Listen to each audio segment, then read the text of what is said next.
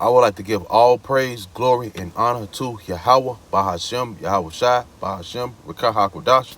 Double honor to the apostles and elders of Great Millstone who I learned this truth. Shalom to the brothers who pushing this truth, gospel, and sincerity to the four corners of the earth to wake up the elect. And to the elect, I say Shalom. And we're going to be going into World War III, the coming. And we're on the cusp of World War III. All right? It's about to go down. The Heavenly Father is going to release those nuclear wars. And I'm going to get right into the precepts with this one. In Isaiah chapter 24 and verse 18, and it reads, "And it shall come to pass that he who flee from the noise of the fear shall fall into the pit." And the noise of the furious, those nuclear missiles crashing down, hitting a mark, as arrows that will be shot off, hitting their marks. All right. And he that cometh up out of the mist shall be taken in the snare. And that's mainly the elite are going to hide in their bunker, in their underground bunkers. But actually, it's a trap. As we're reading here, he that cometh up out of the mouths of the pit shall be taken in the snare, for the window from on high are open, and the foundation of the earth do shake. All right. So with that, let's grab another precept. Salakia. And the first precept I'm going to grab is going to be the book of Amos, the chapter 9 and verse 2 and 3. Actually, we're going to start at verse 1. Salakia. "I saw the Lord standing upon the altar, and he said, Smite the lintel of the door, that the posts may shake, and cut them in the head, all of them, and I will slay the last of them with the sword. He that fleeth of them shall not flee away, and he that escape of them shall not be delivered. All right. Though they dig into hell, then shall my hands take them. Though they climb up to heaven, that's where I bring them down." So Esau is going to try and go into the pits, which are the underground bunkers. They're going to try to go to the space stations that they have in the highs, but it's not going to happen. Verse 3, "And though they hide themselves in the top of the Carmel, I will search and take them out thence. And though they be hid from my sight in the bottom of the sea, thence will I command the serpent, and he shall bite them." All right.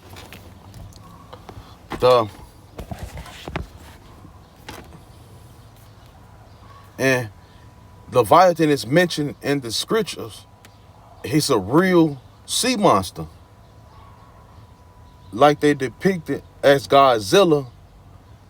So the Lord got many ways to take these heathens out, no matter where they run and no matter where they hide. So with that, let's jump into another precept. This is going to be in the book of Jeremiah, chapter 48. And we're going to start at 44. And it reads, Salakia, we're going to start at 42, Salakia, for this. "And today's time you're going to hear a lot about Moab, are who are referred to as the so-called Chinese, but their biblical names is Moab. And Jeremiah chapter 48 and verse 42, and Moab shall be destroyed from being a people, because he has magnified himself against the Lord, Yahweh. All right. Fear and the pit and the snare shall be upon thee, O inhabitants of Moab, said the Lord, Yahweh.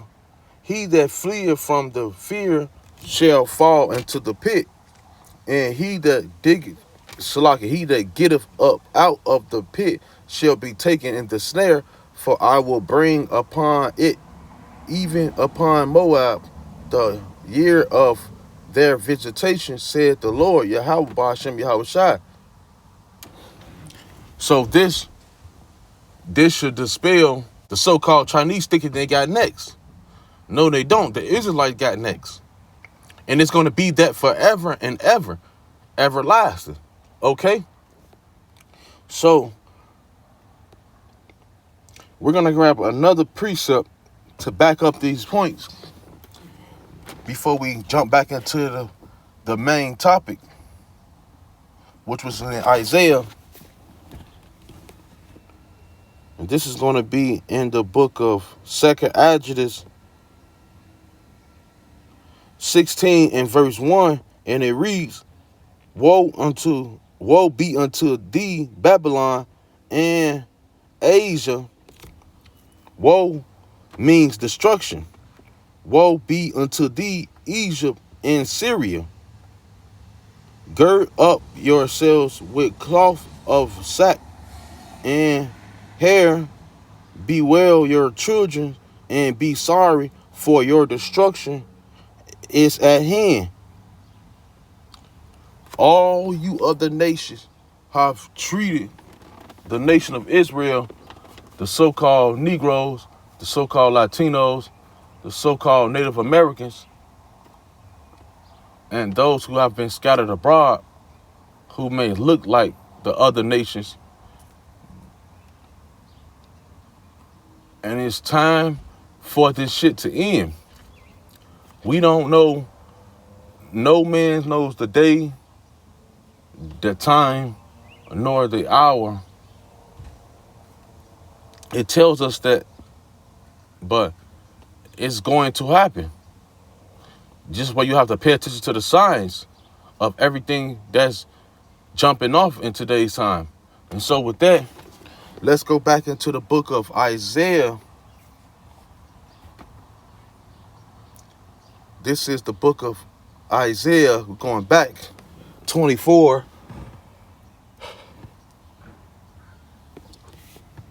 And this time we're going to be in verse 19. Isaiah chapter 24 and verse 19. And it reads, The earth is utterly broken down. The earth is clean dissolved. The earth is moved exceedingly. The earth shall reel to and from like a drunken, and shall be removed like a cottage. And the transgression thereof shall be heavy upon it, and it shall fall and not rise again. Con. So what can make this happen? I can tell you, and you should be able to realize it, the ICBMs missiles, those intercontinental ballistic missiles, ICBMs, nuclear warheads, is going to come upon this place. And we need the Heavenly Father, Yahweh Ba'ashem Yahweh Shai, to deliver us over, or we're going to be done. And so with that, and John the Revelator saw the destruction coming, as well as several other prophets. And let's grab another precept. And we're going to go into the book of Revelation. The book of Revelation chapter 6 and verse 12. And it reads, "And I beheld when he had opened the sixth seal, and lo, there was a great earthquake, and the sun became dark. The sun became black as sackcloth of hair, and the moon became as blood." And what made that happen? These thermonuclear missiles. It's going to be so many missiles that's going to hit upon America, which is modern day Babylon, and several other places across the planet of the earth. All right?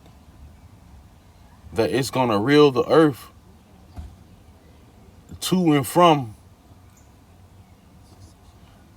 In verse 13, the stars of heaven fell onto the Salakia. And the stars of heaven fell unto the earth, even as a fig tree her utterly figs when she is shaken of a mighty wind, and the heaven departed as a scroll when it is rolled together, and every mountain and island were moved out of their places.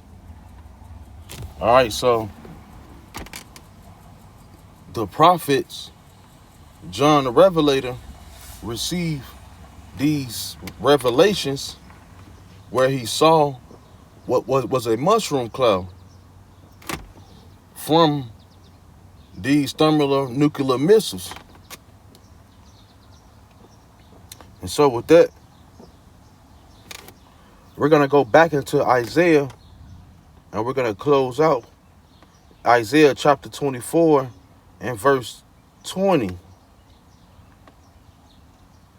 So like we're going to be in 21, and it reads, "And it shall come to pass in that day that the Lord shall punish the hosts of the